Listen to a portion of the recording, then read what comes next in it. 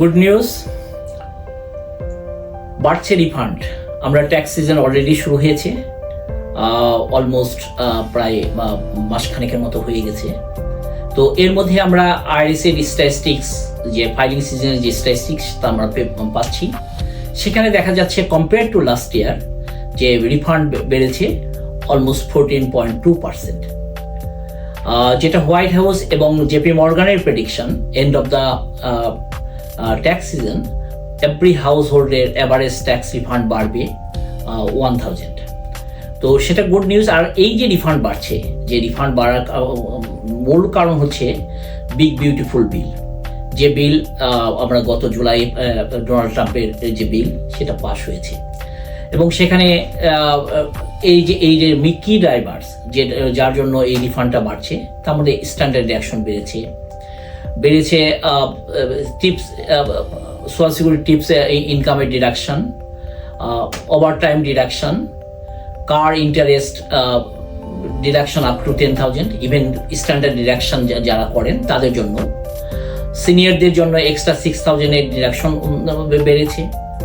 সল tax, যেখানে high tax স্টেটে যারা থাকে তারা স্টেটে ট্যাক্স দেয় এবং রিয়েল এস্টেট ট্যাক্স যারা পে করে তাদের সেই ট্যাক্সটাকে আপ টু 40,000 পর্যন্ত ডিডাকশনে এখন নিতে পারে, যেটা গত বছর পর্যন্ত 10,000 ছিল।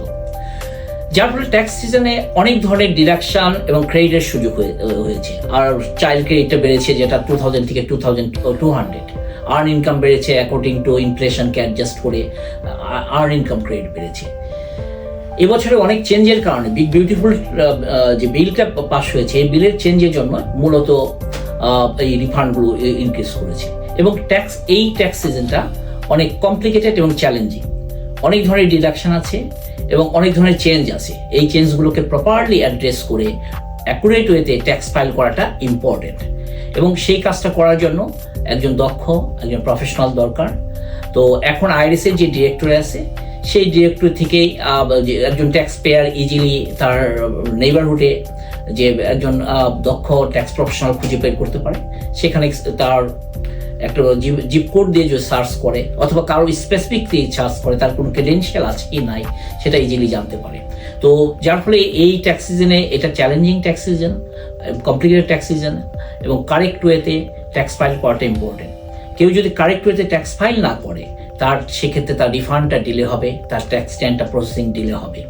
তো আইআরএস আবার আরেকটা জিনিসও বিশেষভাবে প্রতি বছরই এনকারেজ করে, এবছর আরও বেশি করছে, সেটা হচ্ছে প্রত্যেককে ডাইরেক্ট ডিপোজিটের অপশনটাকে ইউজ করা।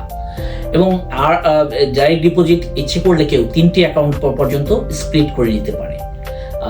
আর কেউ যদি ডাইরেক্ট ডিপোজিট অপশন আগে যদি পেপার চেক অনেকে লাইক করে, এবছর যারা করার চেষ্টা করছে তাদেরকে আইআরএস আবার সেই প্রসেস করার আগে, রিফান্ড প্রসেস করার আগে চিঠিপত্র দিচ্ছে, তাকে আপডেট করার সুযোগ দিচ্ছে। তো এই ছিল আমাদের এই পর্যন্ত আপডেট। তো সামনে আর নতুন কোনো আপডেট নিয়ে আপনাদের সামনে হাজির হব। ধন্যবাদ।